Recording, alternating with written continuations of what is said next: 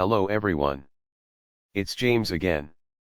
And before I start today's video, I just want to quickly say, all work in this video contains 100% original content of and by myself James Smith, otherwise known as Bgood 4000, and was uniquely created with NAWMAL software, by myself James Smith. As I purchased commercial rights from NAWMAL to produce my unique and original video with this software. Commentary is uniquely my own thoughts, feelings, and expressions. Now that I have that out of the way, I do hope your day is going way better than fantastic. And your journey to self-betterment is going way better than fantastic as well. Today I want to talk about something very important. You see, it's actually something that is a good quality to have. However, that's right, you. And along with this, narcissist can turn the good quality into something that can destroy your own life. And that's the wanting and willingness to help others. You see, I was watching and listening to a video of Derek Prince, entitled, "Don't Help People Who Are Not Willing to Change." He talked about those that are serious for change and those that are not. He said, "Deliverance is for the desperate." Meaning those that are so tired of the way they have been living. God will go to endless lengths to bring them the things they will need to change. However, those that seem to enjoy what it is they are doing, God will just leave them to themselves. And I believe this is an example that many of us should learn and understand. You see, I think and believe there are many narcissists lights out there now that do find such content and content of others because something in their life isn't quite right, and they are looking for answers. And for anyone that was able to walk away from a toxic life as a result of my content or the content of others, I'm extremely happy. But when it comes to one-on-one helping, this is where we need to be extremely careful with our time and energy. And you must remember, you are to love others as you love yourself. Key wording is, as you love yourself. You have to love yourself first. And giving to someone that doesn't care about you isn't really doing a good job at loving yourself. Here's something that I started to do. Because it's easy to say. Starting out a relationship with problems is a big red flag. And to that I say, in this world we live in today, it's hard to find someone that doesn't have problems. But the question is, how are they managing their problems? Most people don't want others to know they have problems. So are they doing what they can to keep their life together? Are they working hard to do their best? If they are, you know what I do? I just listen. I just listen. You see, most situations or problems doesn't require you to jump in and do something. Because most of these problems were there before you showed up. So I just listen. I show understanding. And I don't offer a solution. I may ask what they think about it, or what solutions they are working on. And this approach has really helped me learn how to slow things down in many areas of my life. Especially doing my best to avoid being seen as a people pleaser.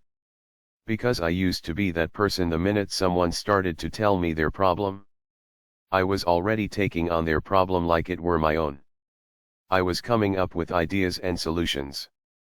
So forth and so on. And this led me into some friendships with people who were never my friends. And being used by people who didn't really care about me or the help I was trying to give. You see, being helpful and kind is a good thing. But it must be tempered with careful thought and discernment. Because you could easily be lured into a trap to waste you of your energy and your time, instead of being available to receive your many blessings. You see, Satan will use your good qualities just as much as he will use your bad qualities against you.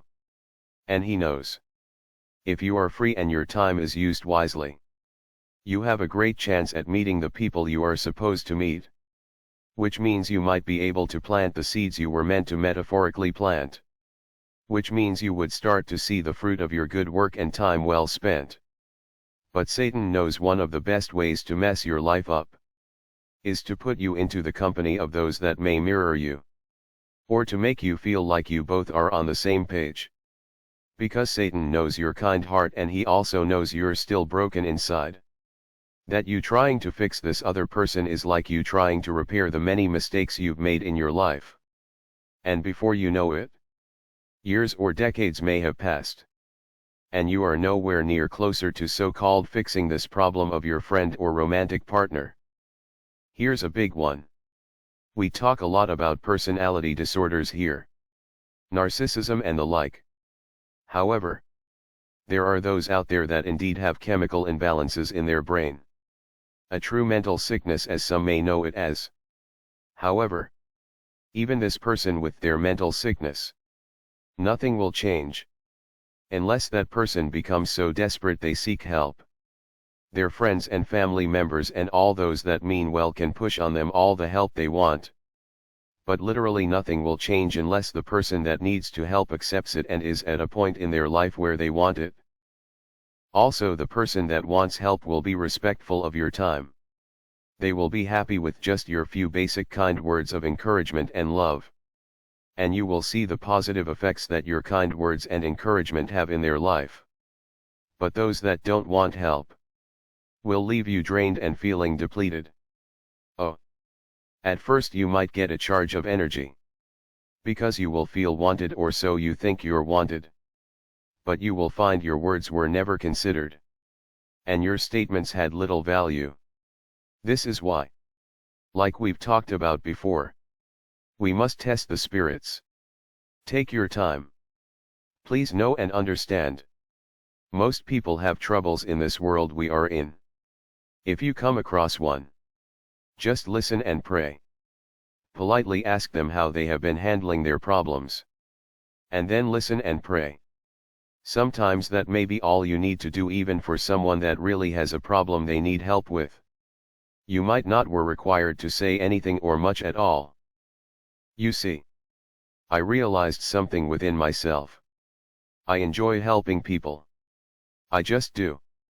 I can't explain it. I just feel good to help others.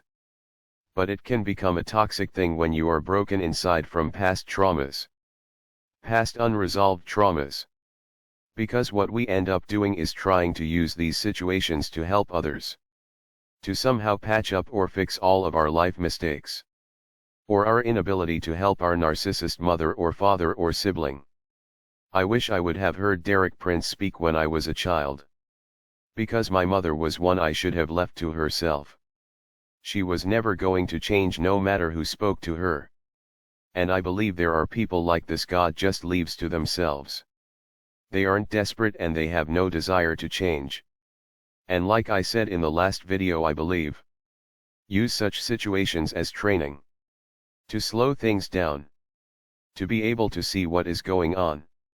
So each and every time after you get stronger and stronger and stronger. Well, that's all I have for today.